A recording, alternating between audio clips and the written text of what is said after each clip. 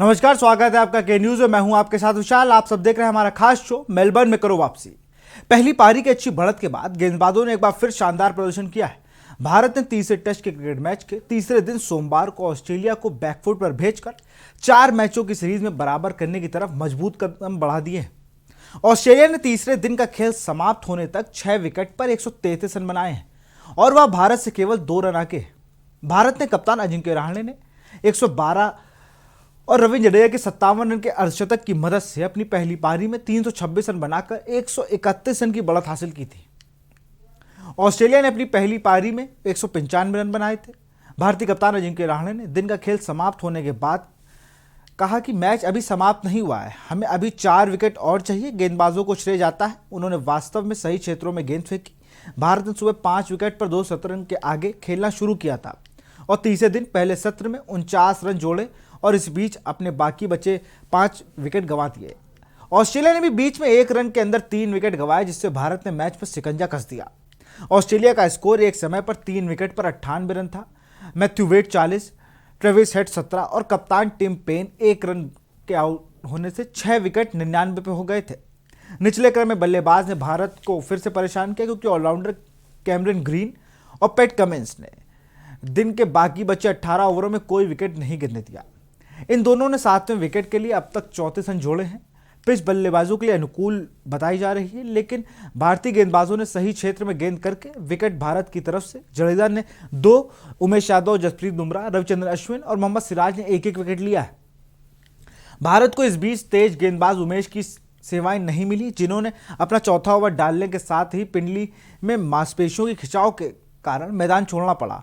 उमेश ने इससे पहले दूसरे ओवर में जो बंस को 4 विकेट कीपर ऋषभ पंत के हाथों कैच करवाकर, जिसमें बल्लेबाज ने एक रिव्यू भी गंवाया था। अश्विन ने लाबुशाने को 28 रन पर अपनी कैरम बॉल पर जाल में फंसाया। बल्लेबाज ने उनकी गेंद को रचनात्मक रूप से खेलने का प्रयास किया, लेकिन वह बल्ले का किनारा लेकर पहली स्लिप में कप्तान अजिंक्य रहाणे के पास चली गई। स्टीव स्मिथ इस बार फिर से फ्लॉप रहे। वो महज 8 रन का लचर प्रदर्शन उनका बरकरार है और 8 रन बनाकर आउट हो गए। अपने कैरियर में दूसरी बार उन्होंने पूरे मैच में 10 से कम रन बनाए हैं। तो कहीं ना कहीं जिस तरह से आज भारतीय गेंदबाजी रही है, जैसा खराब प्रदर्शन लगातार रहा है स्टीव स्मिथ का इस टेस्ट में, तो कहीं ना कहीं या इस सीरीज की बात करें, डेविड वार्नर का ना होना, इनके जो मेन प्लेयर हैं उनका एकदम से, ऑस्ट्रेलिया के जो मेन प्लेयर्स हैं उनका एकदम से जब वो टीम से बाहर हुए डेविड वार्नर, तो उसका जो विकल्प था वो तैयार नहीं हो पाया। Matthew Wade as a opener खेल जरूर रहे हैं, लेकिन वो अभी चीज़ों को उतना ज़्यादा अच्छा कर नहीं पा रहे हैं, हमेशा करने जाते हैं।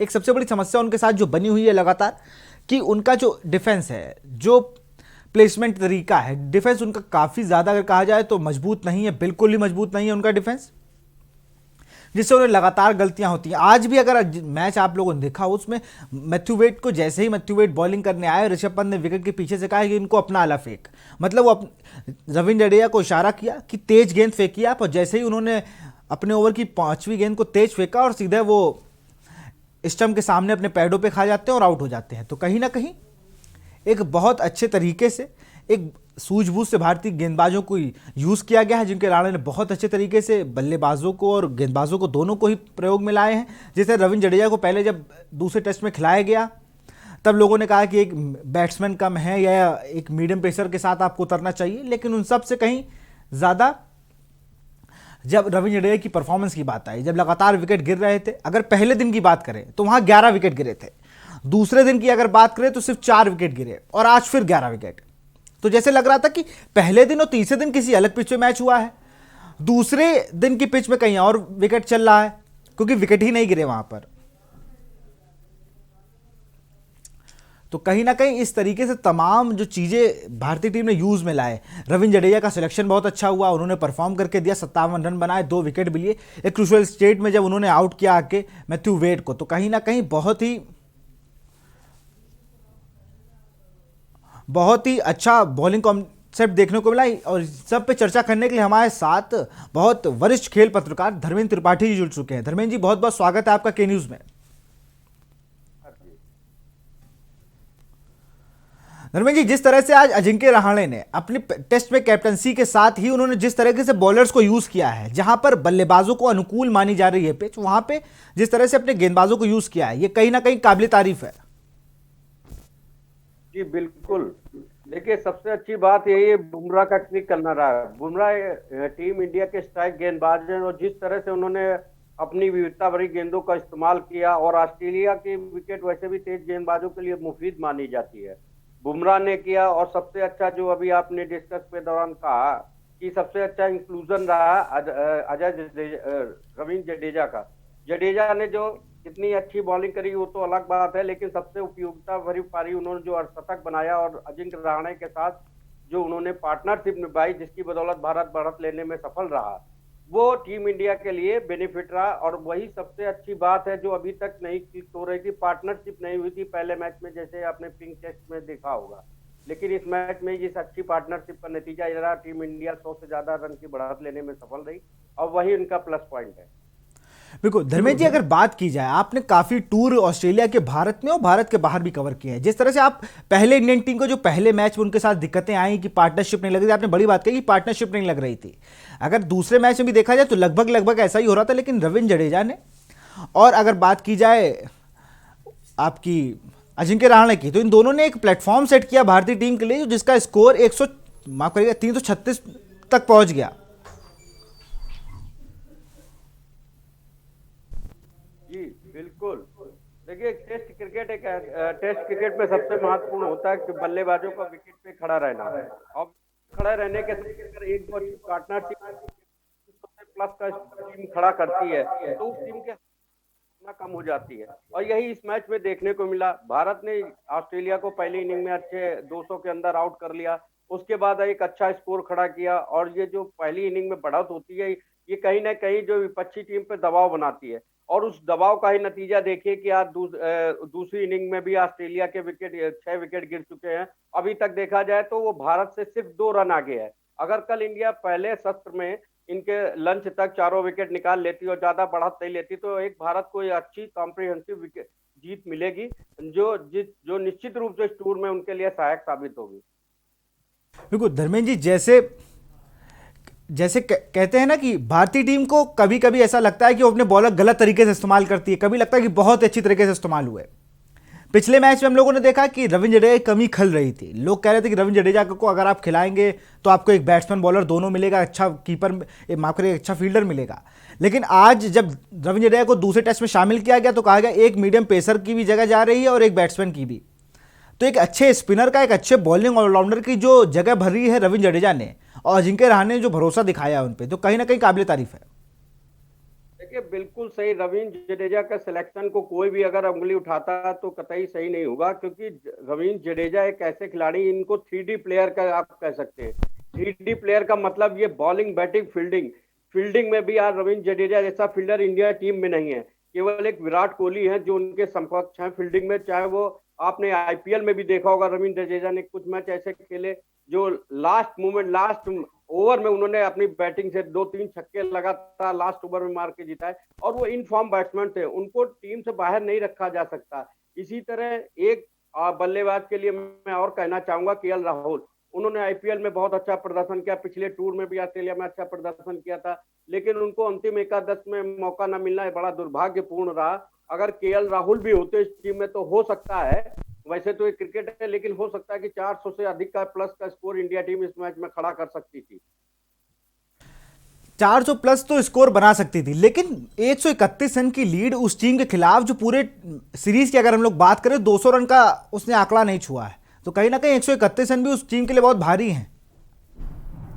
बिल्कुल, वो तो आप देख ही रहे हैं। 131 रन से अभी 133 रन बने, उनके 2 ही रन आगे हैं भारत से दूसरी पारी में, और मात्र उनके टैलेंटेड बल्लेबाज क्रीज पे है। हाँ, ये जरूर है, पैट कमिंस अच्छी बल्लेबाजी कर सकते हैं जो अभी क्रीज पर हैं। अगर पैट कमिंस को जल्दी ये साझेदारी अगर भारत ने कल सुबह तोड़ ली तो निश्चित रूप से भारत का इस मैच में जीतना और आसान हो जाएगा। अगर 100 रन के अंदर ही मेरे ख्याल से चारों विकेट अगर उनके निकल गए तो भारत मैच आसानी से जीत जाएगा। बिल्कुल लग भी रहा है, क्योंकि नए शुरुआत में अगर बात की जाए, जिस तरह से विकेट चलता है शुरुआती 10 ओवर या 20 ओवर, 1 घंटे अगर हम लोग मान लें, जो विकेट चलता है मेलबर्न का, उसमें काफ़ी मूवमेंट मिलता है बॉलर को, स्पिनर्स को भी थोड़ा बाउंस मिलता है। तो अगर अश्विन को शुरुआत से ही अजिंक्य रहाणे यूज में लाते हैं तो मुझे लगता है कि 50 से 100 के बीच में ही आंकड़ा रह जाएगा जो भारत को चेस करना होगा। लेकिन देखिए, मेरा मानना ये है कि शुरुआत में सुबह जैसे विकेट है, ऑस्ट्रेलिया के जैसा विकेट है, तो स्पिनर को नहीं लगाना चाहिए, क्योंकि ये जो टेलेंडर बल्लेबाज हैं ये स्पिनर को आसानी से खेल सकते हैं। पैट कमिंस जो है अच्छे लंबे शॉट लगा सकते हैं, लंबे कदकाठी के प्लेयर है। अगर जरा सा भी स्कोर बड़ा होगा तो दिक्कत आ सकती है। तो मेरे ख्याल से तीनों उनके सीम गेंदबाज अच्छा प्रदर्शन कर रहे हैं। इस पहले इनिंग में जरूर उमेश यादव नहीं चले थे, लेकिन दूसरी इनिंग में देखिए उमेश यादव ने भी अच्छी गेंदबाजी करी, सिराज ने भी अच्छा प्रदर्शन किया है। और सबसे जो उनके इफेक्टिव प्रभावशाली गेंदबाज बुमराह इन फॉर्म दिख रहे हैं। तो बुमराह और उमेश यादव को ही कल के मैच में सुबह शुरुआत करनी बाजी के लिए। अगर उनको जल्दी 2-3 ओवर 4 ओवर में विकेट नहीं मिलता, 2-2 3-3 ओवर इन लोग से अवश्य कराने चाहिए। अगर 3-4 ओवर के बाद विकेट नहीं निकलता तब उनको अपने स्पिन विकल्प पे जाना चाहिए, चाहे वो अश्विन को लगाए या रविंद्र जडेजा को लगाए। स्पिन का विकेट अगर शुरुआत से सुबह देंगे तो मेरा ख्याल वो ठीक नहीं रहेगा, जहां तक मैंने, और ऐसा होगा भी नहीं जहां तक इतनी सोच अजिंक्य रहाणे और टीम को रवि शास्त्री की भी होगी कि चैलेंजर को तेज गेंदबाज ज्यादा दिक्कत में ला सकते हैं। कुछ तेज गेंदबाज ला सकते हैं, लेकिन भारत के लिए एक दुख की खबर यह भी है कि अपने अभी स्कैन कराने के लिए गए हुए उमेश यादव, उनकी मांसपेशियों में खिंचाव है। उन्होंने मात्र आज 3 ओवर 3 गेंदें ही डाली हैं। तो कहीं ना कहीं अगर कल तक वो फिट होकर ग्राउंड पे आते हैं तो अच्छी बात, लेकिन वरना ये पूरी सीरीज में लिए कि शमी के बाद ये दूसरा झटका होगा उमेश यादव के रूप में भारतीय टीम को। देखिए, आप ये कह सकते हैं झटका होगा, लेकिन अभी कल का समय देखने लायक होगा। अगर in case Umesh Yadav fit भी पूर्णता फिट नहीं होते और मैदान में नहीं करते हैं तो सिराज अहमद भी उनके पास अच्छा विकल्प है। सिराज ने भी अच्छी गेंदबाजी करी है। और जहां तक सीरीज का बात है तो अब की एक अच्छी बात है टीम इंडिया के पास और भी बैकअप उनकी बेंच जो स्ट्रेंथ बहुत अच्छी है। उनके पास नवदीप सैनी के रूप में स्पीड स्टार गेंदबाज है।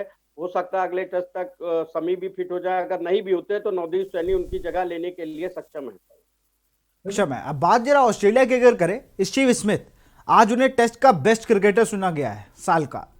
लेकिन ये साल अगर एशेज के बाद से उनका देखा जाए तो एक भी डबल फिगर नहीं आ पाए उनके पास। मतलब इन सेंस की बड़ी पारी नहीं खेल पाए, वो 50 रन तक नहीं पहुंच पाए। 30, 25, 8, 0, 10, 12 ऐसे आ रहे हैं वो। और लगातार आज तो पहली बार हुआ जब वो 10 रन से कम किसी टेस्ट में बना पाए हो दोनों पारियों मिला के। स्टीव स्मिथ के लिए आप कह सकते हैं ये बल्लेबाज दिन विशेष क्लिक करते हैं तो अच्छा प्रदर्शन, पहले मैचों में इन्होंने अच्छा प्रदर्शन किया है। लेकिन अगर आप देखिए जो मॉडर्न क्रिकेट है वो बहुत ही एडवांस हो चुका है। किसी भी बल्लेबाज की कमियां और उसकी जो ताकत बहुत जल्दी एनालाइज कर ली जाती है। टीम के साथ बड़ा सपोर्ट स्टाफ होता है, वीडियो एनालिस्ट होते हैं, वो बड़े आसानी से 2, 4, 10 मैच में अगर कोई बल्लेबाज अच्छा खेल रहा है, उसकी क्या स्ट्रेंथ है, क्या कमजोरी है, उसके हिसाब से अपनी रणनीति बनाते हैं, उस पर अंकुश लगाते हैं। अगर आपने देखा होगा आईपीएल में शुरुआत में स्टीव स्मिथ बहुत अच्छा खेले, लेकिन उसके बाद वो लगातार फ्लॉप होते चले गए। उन्होंने अपना बैटिंग ऑर्डर भी बहुत चेंज किया, ऊपर नीचे बहुत रहे, ओपन भी किया, टॉप ऑर्डर भी खेले, मिडिल ऑर्डर भी खेले, लेकिन क्लिक नहीं कर पाए क्योंकि उनकी एक बल्लेबाजी की एक थोड़ा सा कमजोरी का है, या पहले उनकी जो ताकत रही है वो कमजोरी हो गई है। वो बहुत सफल करते हैं, ऑफ स्टंप के बाहर पहले ही सफल करके आ जाते हैं। और टेस्ट क्रिकेट में चूंकि स्लिप लगी होती है, स्विंग गेंदबाज और एक लाइन लेंथ होती है, T20 का फॉर्मेट अलग होता है, वहाँ बल्लेबाज गेंदबाज थोड़ा सा दब के गेंदबाजी करता है कि मार ना पड़े। लेकिन टेस्ट में ऐसा नहीं होता, तो वो अपनी स्ट्रेंथ से बॉलर अगर बॉलिंग करेगा तो उस बल्लेबाज को आसानी से उठाए। टेस्ट क्रिकेट में वो जरूर अच्छे बल्लेबाज साबित हुए टीम में, लेकिन अगर आप देखें जो आईसीसी ने रैंकिंग घोषित की थी उसमें भारतीय टीम का वर्चस्व है। 4 खिलाड़ी तीनों टीमों में हैं, चाहे T20 की हो, वनडे हो, टेस्ट हो। और दोनों टीमों के कप्तान कौन है? महेंद्र सिंह धोनी। T20 के कप्तान महेंद्र सिंह धोनी है, वनडे के कप्तान भी महेंद्र सिंह धोनी है, और टेस्ट के अपने विराट कोहली हैं। ऑस्ट्रेलिया का कभी दबदबा रहा करता था आईसीसी में, अब वो देखिए दबदबा धीरे धीरे भारत की ओर शिफ्ट हो गया। भारत का दबदबा है, चाहे टेस्ट हो, चाहे वनडे हो, चाहे T20 हो। बिल्कुल, ये दबदबा तो बरकरार है। विराट कोहली के ना होने पर लग रहा था कि अजिंक्य रहाणे कैसे इस टीम को संभालेंगे, क्योंकि खराब फॉर्म से लगातार निकलते हुए टीम आई, 36 रन बनाए। वो बड़ी बात नहीं कि एक दिन होता है मैच, दिन होता है क्रिकेटर्स का, वो दिन भारत का नहीं था। लेकिन उसके बाद भी जिस तरह से उस टीम ने बाउंस बैक किया है, कहीं ना कहीं ये बहुत बड़ी बात है। और अजिंक्य रहाणे ने जैसे पूरी टीम को एक धागे में पिरो के अपने बिल्कुल उसको मैदान पे उतरे हैं, तो लगा ही नहीं कि वो टीम है जो 36 रन बना के ऑल आउट हुई थी और ये ऐसे फाइटर्स की तरफ वापस लड़ रही है आके। जी बिल्कुल। ये इसमें जहां तक आपका अजिंक्य रहाणे को जितने भी 100 में से 100 नंबर भी दिए जाए तो कम माने जाएंगे, क्योंकि अजिंक्य रहाणे ने उस स्थिति में टीम इंडिया को संभाला है जब महेंद्र सिंह धोनी टीम में नहीं थे, विराट कोहली टीम में नहीं थे, रोहित शर्मा टीम में नहीं है। ये तीन दिग्गज खिलाड़ी ना होने के बाद उन्होंने अपने नवोदित खिलाड़ी, नए खिलाड़ियों के साथ जिस तरह टीम को एकजुट किया और जिस तरह का प्रदर्शन किया, और जो सबसे बड़ी बात होती है कि टीम लीडर का आगे बढ़ के टीम को नेतृत्व प्रदान करना, वो चीज अजिंक्य रहाणे ने दिखाया, वो जज्बा उन्होंने दिखाया है। उनकी कप्तानी हो या वो भी देखा जाए तो महेंद्र सिंह धोनी की तरह काफी शांत नजर आते हैं फील्ड पे, ज्यादा उनमें एक्साइटमेंट या आप ज्यादा उनको परेशान होते नहीं दिखेंगे। बड़ा कूल माइंड वो भी रहते हैं, एक साम्य और सौम्य और मजबूत क्रिकेटर, मजबूत मानसिकता वाले क्रिकेटर दिखाई देते हैं। जो चीज आपको कभी धोनी में नजर आती थी कप्तानी में, वो कहीं ना कहीं झलक इनकी कप्तानी में भी नजर आती है। बिल्कुल बिल्कुल, ये धोनी और विराट कोहली के मिक्सचर टाइप के हैं ये। जिस तरह से विराट कोहली के एग्रेशन हमें दिखता है और धोनी का जो काम थे बहुत फील्ड लगाने में काफ़ी अग्रेसिव हैं ये, जिस हिसाब से अटैकिंग फील्ड लगाते हैं। और उसी तरह से जैसे कैप्टन कूल कहते थे महेंद्र सिंह धोनी को, वो बहुत शांत रहते थे, वैसे शांत रहते हैं ये। तो इन सब पे चर्चा जारी रहेगी। हम लोग बात कर रहे थे, हमारे साथ वरिष्ठ खेल पत्रकार धर्मेंद्र त्रिपाठी जी जुड़े हुए हैं, जो बता रहे थे कि किस तरह से अजिंक्य रहाणे बहुत काम है, चीज़ों को बहुत आराम से करते हैं। इन तमाम चीज़ों पर भी चर्चा जारी रहेगी। फिलहाल वक्त है यहाँ छोटे से ब्रेक का।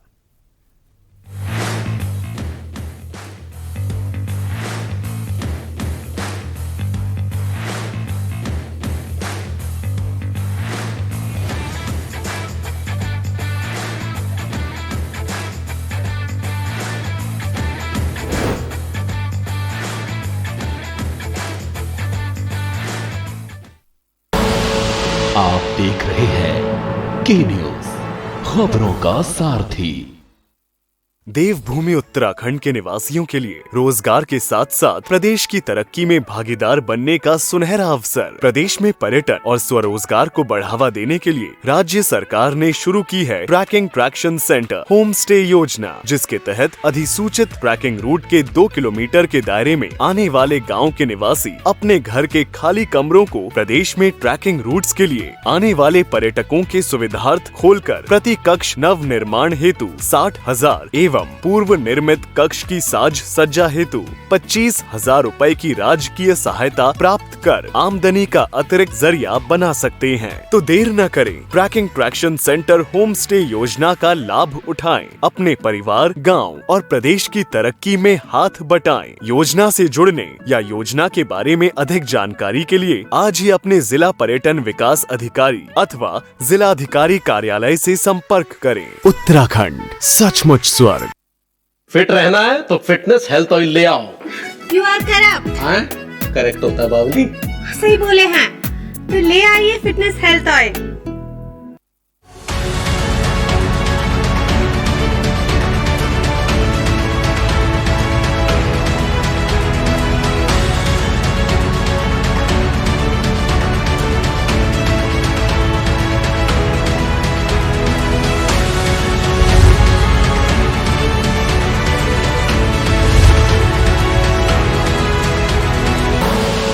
आप देख रहे हैं के न्यूज, खबरों का सारथी।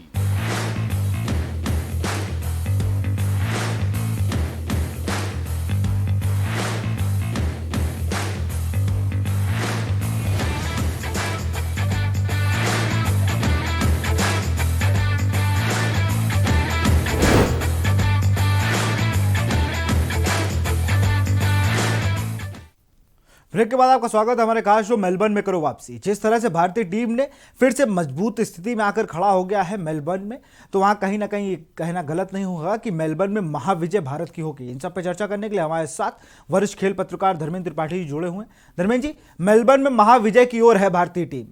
एक गलती अगर ना हो भारतीय टीम से, कोई गलती नहीं करती है, तो कल मेरे हिसाब से 50 से 60 रन के बीच में ये ऑस्ट्रेलियन को आउट कर लेंगे। ऑस्ट्रेलियन जितने भी 4 विकेट हैं, उसके बाद एक आसान सी जीत हम लोग को मिल जाएगी। जी बिल्कुल, जिस तरह का अभी प्लेटफॉर्म भारत ने सेट किया उससे तो लगता है कल लंच तक भारत ये मैच जीत लेगा।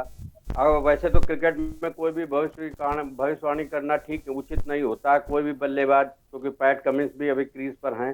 पैट कमिंस के आपने देखा वो अच्छी बल्लेबाजी कर लेते हैं, लेकिन जो मैच की स्थिति और जिस तरह की गेंदबाजी भारतीय टीम कर रही है, भारतीय गेंदबाज कर रहे हैं, उसे देखते हुए लगता है कि कल लंच तक भारत यह मैच आसानी से जीत लेगा। अगर भारत ये मैच आसानी से जीत लेता तो अच्छी बाउंस बैक करेगा सीरीज में उसकी, जैसा कि वनडे में ऑस्ट्रेलिया जीत चुका है, T20 भारत सीरीज जीत चुका है। तो देखा जाए तो बराबरी पर है। अगर इस टेस्ट मैच को जीत लेता तो टेस्ट मैच में भी बराबरी पे भारत आ जाएगा। बिल्कुल भारत आ जाएगा। पिंक बॉल क्रिकेट में जो भारतीय गेंदबाज और बल्लेबाज मिसिंग माने जाते हैं, लग रहा था कि बिल्कुल ये तो लग रहा था कहाँ ला के खड़ा कर दिया इन लोगों को जो खेल नहीं पा रहे हैं। जैसे ही रेड बॉल क्रिकेट में हम लोग आए, हम लोगों ने जो रेड बॉल क्रिकेट में हम लोग काफ़ी मजबूत माने जाते हैं, उसका फायदा हमें देखने को मिला। जी हाँ, उसमें देखिए पिंक बॉल टेस्ट जो था वो भी डे नाइट था। कई खिलाड़ी ऐसे थे जिन्होंने इस गेंद से नहीं खेला। हालांकि कुछ खिलाड़ी अनुभवी थे, विराट कोहली पहले भी खेल चुके हैं। 2 ही 3 खिलाड़ी ऐसे थे जिन्होंने पिंक बॉल टेस्ट खेला हुआ था। और डे नाइट में पिंक बॉल से टेस्ट खेलना जरा मुश्किल काम होता है। आपने अगर देखा तो पहली इनिंग में भारत ने जब दिन में बैटिंग करी थी तो अच्छी बल्लेबाजी करी थी, लेकिन जैसे ही रात हुई और गेंद का जो मूवमेंट है, गेंद दिखती है, क्योंकि पिंक बॉल में ये होता है जब बॉलर के हाथ से गेंद छूटती है तो उसको जज करना थोड़ा मुश्किल होता है। जैसे कि पहला व्हाइट बॉल क्रिकेट स्टार्ट हुआ था तो शुरुआत में डे नाइट मैचों में ये दिक्कतें आई थी कुछ बल्लेबाजों को, लेकिन जो अनुभवी बल्लेबाज होते हैं, नामचीन बल्लेबाज जिन्होंने काफी क्रिकेट खेला होता है, तो वो अपने अपने परिस्थितियों के हिसाब से थोड़े ही समय में खुद को ढाल लेते हैं। वही चीज पिंक बॉल टेस्ट की है। अगर पिंक बॉल टेस्ट भी लगातार होता रहेगा तो आप देखेंगे कि यही बल्लेबाज जो आज ये 39 रन पे 36 रन पे ऑल आउट हो गई टीम इंडिया, ये तो बिल्कुल अप्रत्याशित था क्रिकेट में। इस तरह का कभी दशक में कभी ऐसा होता है। एक बार अजीत वाडेकर की टीम इस तरह से इतने ही कम स्कोर पे आउट हुई, सेम उसी तरह भारतीय टीम आउट हुई। लेकिन जब जैसे ही ज्यादा पिंक बॉल टेस्ट होगा तो वहां पे भी टीम इंडिया के यही बल्लेबाज आप देखेंगे और गेंदबाज अच्छा प्रदर्शन करेंगे और मैच जीतेंगे। बिल्कुल मैच जीतेंगे। लेकिन मेरा ये मानना है धर्मेंद्र जी, शायद आप उस बात से सहमत हो, कि जिस तरह से टेस्ट में जब हम लोग बात करते हैं T20 या वनडेज की, जैसे वर्ल्ड कप आ रहा है 2021 में T20 का, तो अमूमन जब जो भी सीरीज BCCI ऑर्गेनाइज कराएगा किसी भी देश से, तो वहाँ पर T20 मैचेस की जो संख्या है वो ज़्यादा होगी। वो 5 होगी, 4 होगी, 3 होगी, ऐसे होगी। लेकिन जब हम लोग देख रहे हैं कि अब जो टेस्ट क्रिकेट है वो थोड़ा बदलाव का रूप में है, तो अब भारतीयों को जैसे रणजी ट्रॉफी में होता है कि रणजी ट्रॉफी में भी आप डे नाइट टेस्ट को इंट्रोड्यूस कराएं और हर राज्य में जो आपके प्लेयर्स हैं वो खेले उन सबको, तो उससे ज़्यादा फायदा मिलेगा अगर डोमेस्टिक लेवल पे डे नाइट टेस्ट कराने शुरू कर दिए जाए। जी बिल्कुल, ये फायदा तो मिलेगा, लेकिन अभी ये देखिए दूर की है सोच है इसमें एक बार ऐसा विचार आया भी थी, आज से करीब 8-10 साल पहले की बात है। तब मैं खुद स्वयं क्रिकेट कवर करता था। तब इस तरह का कुछ एक फॉर्मेट बनाने की तैयारी की गई थी, लेकिन वो पॉसिबल नहीं हो पाया। लेकिन क्रिकेट इतना ज्यादा होगा कि अब, क्योंकि अगर ये कोरोना काल नहीं होता तो ये शायद T20 वर्ल्ड कप हो चुका होता। अगर आप देखें तो अगले दोनों वनडे T20 वनडे भारत को ही मेजबानी करनी है। अब उसमें एक ये अलग इशू है कि ICC उस स्थिति में ही भारत में मैच आयोजित करना चाहेगी जब टैक्स की छूट मिले, जो कि मुश्किल लगता है, क्योंकि टैक्स में छूट शायद भारत में नहीं मिलती है, अन्य देशों में कहीं कहीं मिलती है। इसीलिए साउथ अफ्रीका में कोशिश करी जाती है, ऑस्ट्रेलिया में कोशिश करी जाती है कि वर्ल्ड कप कराया जाए। अगर ऐसा नहीं होता, और दूसरी बात यह है कि भारत जो है अभी अगले ही अप्रैल से अगला जो है IPL शुरू होने की उम्मीद है। इसी जनवरी में जो है IPL की वो नीलामी होनी, बहुत बड़ी नीलामी, टीम रीशेड्यूल होंगी। अभी तो इस साल 8 ही टीमें रहेंगी, इसके बाद फिर 10 टीमों को 2022 से 10 टीमों के बीच IPL खेला जाएगा। तो इतना ज्यादा क्रिकेट हो रहा है कि अब जो day night Ranji trophy match कराने के बारे में अभी सोचना BCCI हो तो उसके लिए मुश्किल होगा, क्योंकि ऑलरेडी घर के इतने शेड्यूल लेट हो गया है। जूनियर क्रिकेट हो नहीं पाया है भारत में अभी। जैसा कि अभी आपने देखा होगा एक AGM हुई थी बॉम्बे में BCCI की, उसमें ये कहा गया है शायद मार्च या अप्रैल में अगर कोरोना की वैक्सीन आती है या कोरोना से कुछ हल्कापन मिलता है और सरकार से अनुमति मिलती है तो जूनियर क्रिकेट हो पाएगा। जूनियर क्रिकेट भी इस साल नहीं हो पाया, इसीलिए पहले टेस्ट के तौर पे BCCI T20 Mushtaq Ali tournament कराने जा रहा है। 10 तारीख से शुरू होने जा रहा है 3 शहरों में, अहमदाबाद, बॉम्बे, बेंगलुरु में। अब ये T20 का कराने का उद्देश्य BCCI का यही है कि इससे आईपीएल के ऑप्शन के लिए खिलाड़ियों को चयन में आसानी होगी टीमों बिल्कुल के लिए। एक प्लेटफॉर्म सा मिल जाएगा धर्मेश जी, एक प्लेटफॉर्म सा मिल जाएगा नए प्लेयर्स को, जिस हिसाब से जनवरी में ऑक्शन जो होना है 2021 आईपीएल का, उसका प्लेटफॉर्म मिल जाएगा। आपने बड़ी बात कही कि बीसीसीआई को अभी काफी समय लगेगा, क्योंकि जिस तरह से कोरोना काल की वजह से क्रिकेट रुका हुआ था और इतने जो टूर्नामेंट्स हैं वो डिले हो गए हैं। फिलहाल जुड़ने के लिए के न्यूज से बहुत बहुत शुक्रिया धर्मेश जी आपका। तो हम लोग बात कर रहे थे यहाँ पर जिस तरह से मेलबर्न में वापसी कर रही है टीम इंडिया, जिस तरह से उसने अपनी पकड़ को मजबूत कर लिया है, तो कल लंच तक हो सकता है कि भारत इस टेस्ट सीरीज में जीत के साथ अपनी वापसी कर ले। फिलहाल इस बुलेटिन में इतना ही। देखते रहिए के न्यूज इंडिया। नमस्कार।